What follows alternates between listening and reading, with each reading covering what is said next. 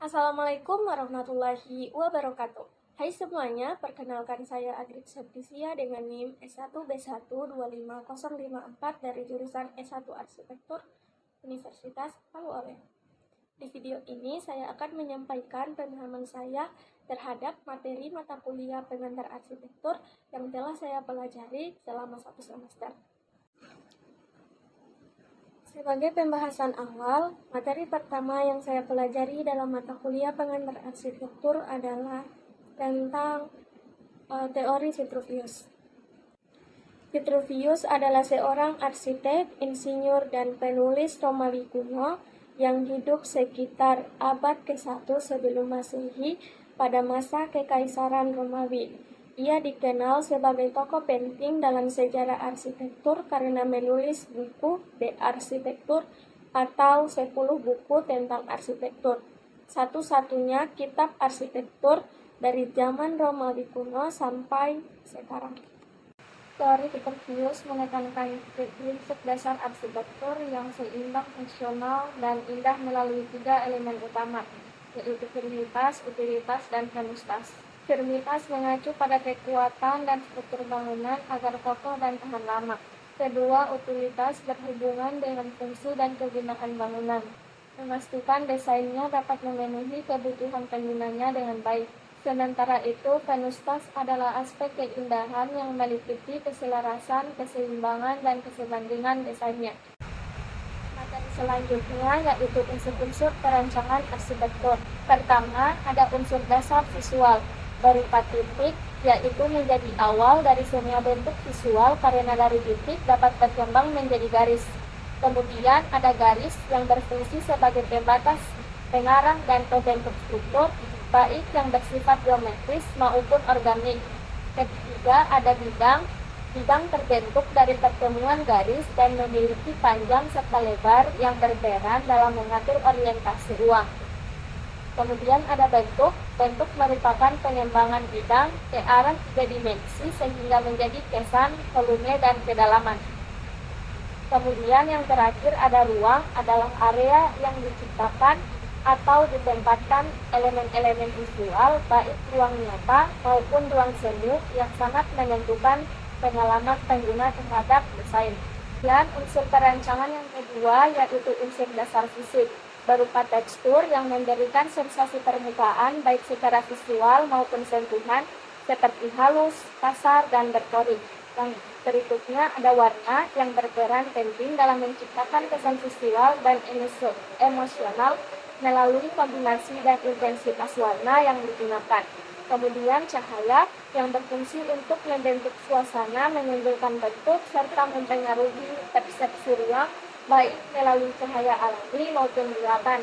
Kemudian ada material seperti kayu, beton, kaca, dan logam menjadi media fisik utama yang menentukan karakter, kekuatan, dan estetika suatu bangunan atau karya visual. Materi selanjutnya ada elemen perancangan arsitektur. Elemen perancangan arsitektur adalah komponen utama yang digunakan dalam merancang dan membentuk ruang arsitektur, yang membentuk wujud dan kualitas suatu bangunan atau ruang. Kemudian ada jenis-jenis elemen perancangan arsitektur. Pertama ada lantai yang membatasi ruang secara horizontal. Kemudian ada dinding yang membatasi ruang secara vertikal. Kemudian ada atap yang berfungsi sebagai penutup ruang dari atas. Kemudian ada elemen bukaan, ada pintu dan jendela yang menjadi akses pencahayaan sirkulasi udara. Ada void dan skylight yang menciptakan hubungan antar ruang dan menghadirkan cahaya alami.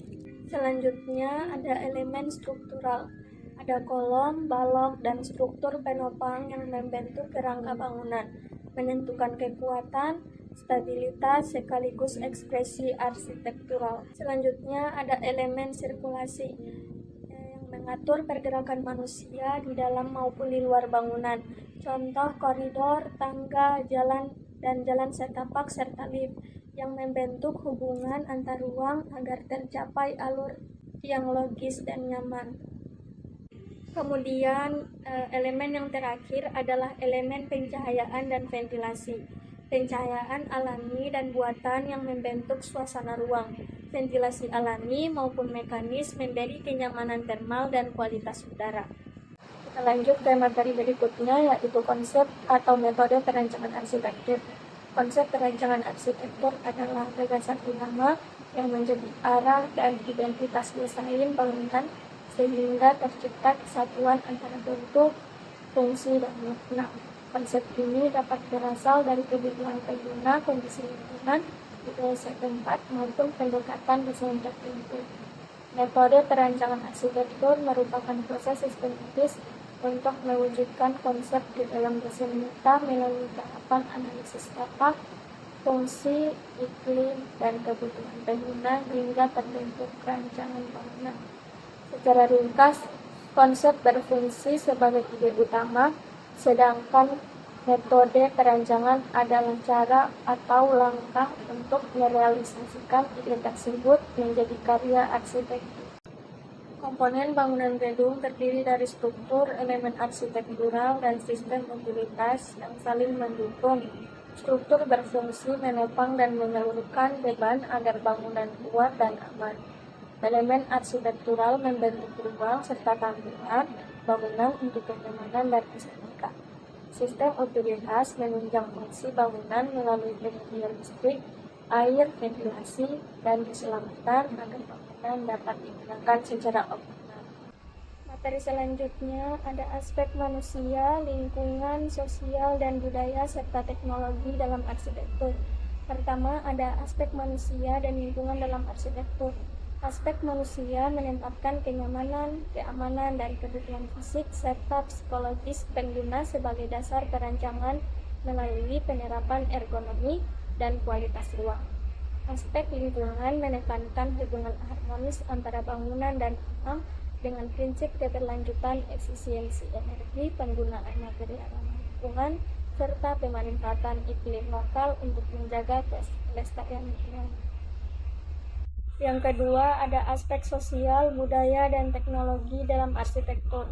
Aspek sosial dan budaya menunjukkan bahwa arsitektur mencerminkan nilai, kebiasaan, dan identitas masyarakat serta berperan dalam memperkuat kearifan lokal dan interaksi sosial. Aspek teknologi mendukung perancangan dan konstruksi bangunan melalui inovasi material serta struktur, serta teknologi digital seperti BIM dan smart building agar bangunan lebih efisien, aman, dan mampu menyesuaikan dengan perkembangan zaman tanpa mengabaikan kenyamanan dan keberlanjutan. Sekian penjelasan dari saya, semoga video ini bermanfaat dan menyenangkan dalam menghadapi. Terima kasih atas perhatiannya. Mohon maaf atas segala kekurangan dan dudukan. Wassalamualaikum warahmatullahi wabarakatuh.